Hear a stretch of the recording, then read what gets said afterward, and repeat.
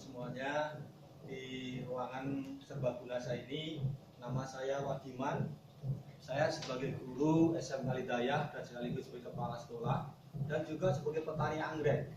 Dalam petani anggrek saya menciptakan mesin ini, mesin pembelah sel tanaman. Ya, saya ciptakan tahun 1998. Kita lihat ini di dalamnya ada komponen untuk mengatur arus dari AC menjadi DC.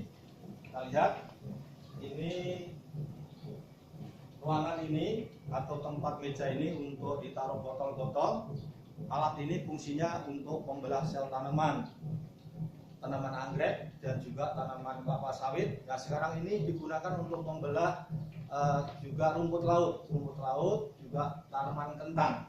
Nah, ini dilengkapi dengan potensiometer untuk mengatur arus, berapa kecepatannya.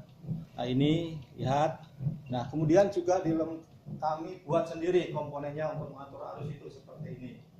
Ini ada komponen-komponen yang saya buat sendiri, kita ciptakan sendiri seperti ini. Ada PCB yang kita buat seperti ini, dan juga ada trafo ya untuk mengatur arus dari AC menjadi DC. Kita rubah menggunakan komponen ini.